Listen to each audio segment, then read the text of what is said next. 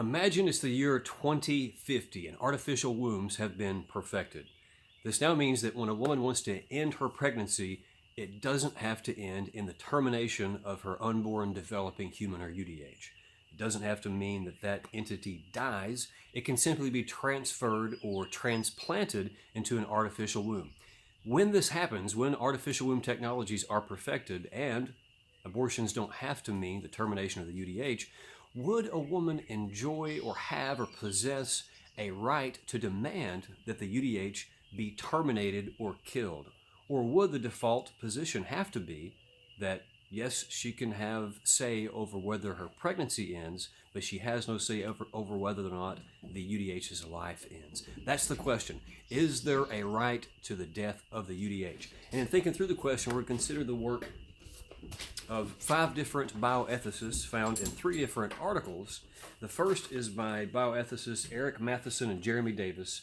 It's called, Is There a Right to the Death of the Fetus?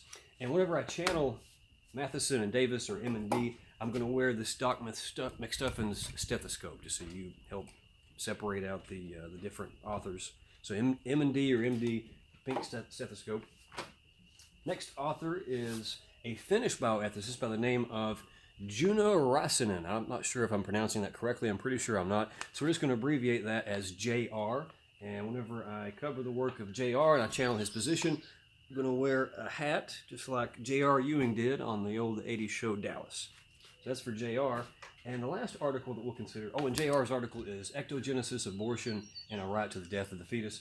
And the last article we're going to consider is Rethinking Abortion, Ectogenesis, and Fetal Death by feminist bioethicist Christine Overall. And whenever I channel Overall, I'm going to hold up a pair of my son's overalls, and in unpacking her view, Overall considers and contrasts her own argument with the position of ethicist or bioethicist Soren Reader. So I'm going to wear these reading glasses that my mother-in-law graciously let me borrow today. So there are 3, or at least 3 different arguments in favor of a right for the death of the UDH. And the first is called the burden of biological parenthood argument. The burden of biological parenthood argument is that when you become a parent, whether or not you actually care for that child, it's a moral responsibility to do so. And when you give that child up for adoption and you neglect those obligations, you're going to feel guilty about that. And so the argument is the guilt that you would feel if you transferred your unwanted pregnancy into an artificial womb and allowed it to continue gestating and eventually become a child that someone else raises. The argument is that you're going to feel such a terrible guilt and have such a strong psychological burden that this justifies you being able to terminate that UDH to prevent it from becoming a child and an adult in the world. That's the argument. M&D respond to that argument by saying that it's unfortunate and undeserved that parents who give their children up for adoption would have this sort of a guilt, this sort of an obligation, whether it's something they impose on themselves, they infer from social obligations. It's unfortunate and undeserved, but that's not enough reason to kill the UDH, to terminate it. Further, it's the case that these same sorts of burdens would be true for surrogate mothers who use one of their own eggs, and also true for sperm donors, but we don't allow sperm donors or surrogate mothers to have say over whether or not a UDH lives or dies. And so if that's something that we don't use as a justifying reason to warrant a death to the right, or right to the death of the UDH for those parties, we also shouldn't do it for the biological parents. Well, JR steps in, and JR says, well, maybe the way we currently treat surrogate mothers and sperm donors is incorrect. That's just a current practice. It doesn't mean they should not be given the right to the death of the UDH. And further, the obligations that biological parents feel and the guilt that they're going to have if they don't satisfy those obligations, and the psychological and emotional discomfort that they're going to experience is so terrible that this does justify granting them the right to prevent that obligation from materializing. Now, of course, this assumes that biological parents have no obligations to UDHs before they become birthed babies, that during gestation the status and obligations simply do not obtain, but they do obtain once it's born. But that's his argument. He says, hey, surrogate parents, surrogate mothers, we don't allow them that right currently, but maybe we should. Same is true for sperm donors, and the obligation and the guilt is substantial enough to justify all this. Well, Overall comes in, and Overall says, yes, I agree with you, JR. I think it's definitely the case that these obligations are substantial and this guilt is substantial. Therefore, I also support the right to terminate a UDH while it's still inside the mother. But then Reader steps in and says, well, overall, I agree with you and I agree with JR. However, I don't want to limit the ability to terminate the UDH while it's still inside the mother, because these burdens and these psychological harms are so great. I think that women should have the right to terminate not only a UDH while it's still in utero, but also a fully developed birthed baby, and in some cases, maybe even unwanted children. That's Reader. The second argument in favor of a right to the death of the UDH is the privacy infringement argument. And this argument is that when parents create an unborn developing human, when conception occurs, this means that they're contributing part of their genetic code in the form of their gametes, their sperm or their egg. And if an unwanted UDH is gestated in an artificial womb and it goes on to become a child or an adult, it may at some point have its DNA sequenced. It may send its blood off in the mail to get one of those genome things done where they can see whether they've got ancestors in Africa or Europe or whatever. And when this happens, this is going to put the parent's genetic code at risk, because you can infer some things about parents from a child's genetic code. And so perhaps this is enough reason to justify terminating an unwanted UDH. Well, M&D come in and they say, no, this is not reason enough to justify terminating an unwanted UDH, because the fact that your genetic code or your DNA sequence may be put at risk, that doesn't mean that it's actually going to be exposed. And even if it is exposed, that doesn't mean it's actually going to be misused. So this risk that it may be exposed and may be misused, that's not reason enough to actually kill a UDH. And further, each parent only contributes up to half of their genetic code to the formation of the UDH. They submit 23 chromosomes from their sperm or their egg, and then they combine in some fashion, and it produces a UDH in its own genetic code. And in any case, it's not even half of the parent's exact genetic code. It's some sort of a weird mix. I don't remember everything from biology class, but it's not likely to just get an exact copy of half of the parent's DNA. It's some sort of a recombination that happens in the process. And so this risk that maybe half of each parent's genetic code may be exposed and may be misused, none of that is reason enough to warrant terminating the UDH. Well, JR comes in and he says, you are exactly right, M&D, that it is half of each parent's, or up to half of each parent's genetic code that is exposed.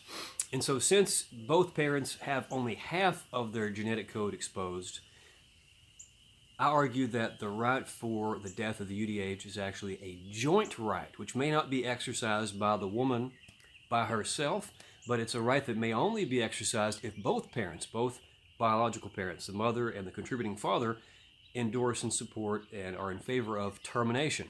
If, for example, the father wants termination but the mother does not, well, she can either continue to gestate the UDH naturally, or she can have it transferred into an artificial womb and continued. But the father cannot insist that it be terminated. On the other hand, if the mother wants to have the UDH terminated but the father does not, then she can have it removed and placed into an artificial womb, but she cannot insist on its termination. Why is this the case? It's the case because half of their genetic code, or up to half of each contributor's genetic code, is at risk, and so it's a joint right to terminate the UDH.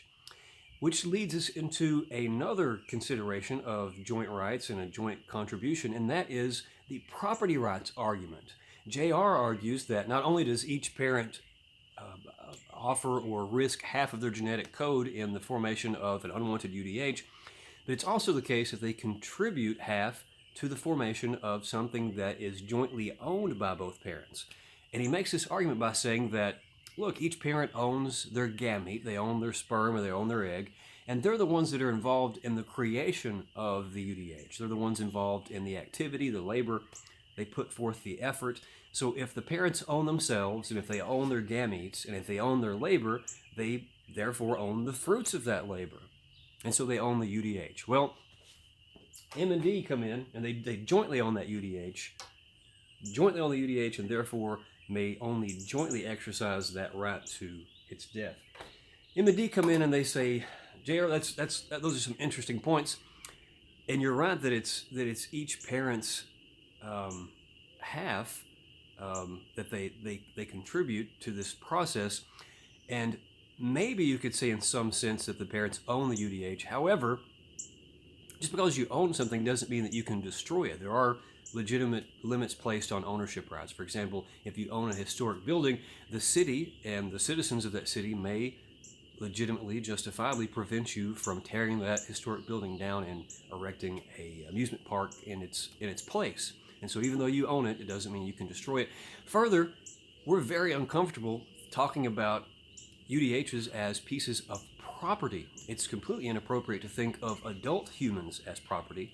And so since there's no way, or there's no clear line between when we should stop considering a adult property and start considering a UDH property, if we were to work backwards in the timeline, we should consider both of them not property. There's nowhere to draw that clear demarcation. Well,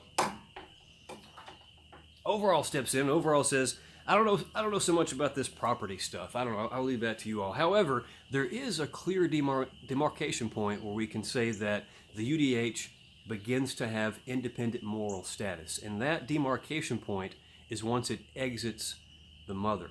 And the reason that's the clear demarcation point is that when the UDH is inside the mother, it is dependent upon and encapsulated by the mother. And if we were to grant it independent moral status before it were to exit the mother, then this would diminish the mother's moral status. And so while it's in the mother, whether it has moral status is completely dependent upon the mother's perspective. If the mother views the UDH as an occupier and her as occupied, then it has no moral status whatsoever. However, if the mother considers the UDH her child, if she considers this a mother-child relationship, then it has high moral status. But it all turns on what she thinks. However, once the UDH is removed from the mother, if it's removed alive, it now has full moral status, or at the very least very high moral status, and then warrants protection, nourishment, etc. And the woman, the pregnant woman, formerly pregnant woman, no longer has any say over whether or not it's terminated. Of course, Reader comes in and says, hey, I agree with all that stuff that you guys have been arguing about, and I think that this property stuff is interesting. But again, I want to go back to that burdens of biological parenthood argument and reinforce just how big of a deal it is to be emotionally burdened by the thought that one of your kids is out walking around in the world, you're not taking care of them. That's just going to be too stressful, and so stressful that I think we should be able to terminate UDHs, not only while they're still inside the mother, but also even if they're fully developed birth babies. And again, possibly in some cases, and he didn't say what cases, or at least it's not cited in Overall's article, children. Maybe what Reader had in mind were cases when the children had some sort of medical conditions and they had a low quality of life. We might defer to the parents to make decisions about whether or not they are given life-saving treatments and whatnot. Maybe he's thinking if they just don't want to think that they have kids out in the world, they should be terminated. I don't know, but in any case, there's perhaps one way to possibly partially redeem Reader's seemingly extreme view. So, to summarize these different positions and these different answers to the question of, is there a right to the death of the unborn developing human, or the UDH? M and D say no, because all the three arguments, or the best three arguments, or the arguments we've considered in favor of a right to the death of the UDH, fail. However, they do place one caveat on their argument. They say that if the ectogenetic transfer into an artificial womb would be more burdensome than a terminal abortion, then out of respect for the woman's bodily integrity and her autonomy, then it would be permissible to have a terminal abortion if she wanted one. So if it's a case that it's going to be more medically risky or more difficult or whatever to do a transplant into an artificial womb, then even M&D, who have otherwise criticized all of this, would say, yes, the woman would have a right to a terminal abortion. But that's the only case. JR says, to the question, is there a right to the death of the unborn developing human? Yes, very much, because all three of these arguments that M&D have criticized, I think I can redeem and salvage. But it's not just a right that the woman enjoys, but it's a joint right that must be exercised by both parties, and if one of them does not agree, the UDH must be maintained. Overall says, doesn't have to be that joint stuff, because the UDH doesn't have any status so long as it's still inside the mother. It has full status outside of the mother, but once it's inside of her, or while it's inside of her, she gets to determine whether or not it has any value whatsoever, and so she does enjoy a right to the death of the UDH. And then Reader, of course, comes in and says the burdens of biological parenthood are far too strong because the obligations of parenthood to children are so strong that this justifies being able to stamp out or prevent those obligations from fully materializing before the UDH becomes a birthed baby. And in fact, even if it is a birthed baby, those obligations are so strong that if the parent doesn't want it, they can have it terminated, and this may in some cases even apply to children. Which of these arguments, if any of them, make the most sense? As always, I leave to you to decide.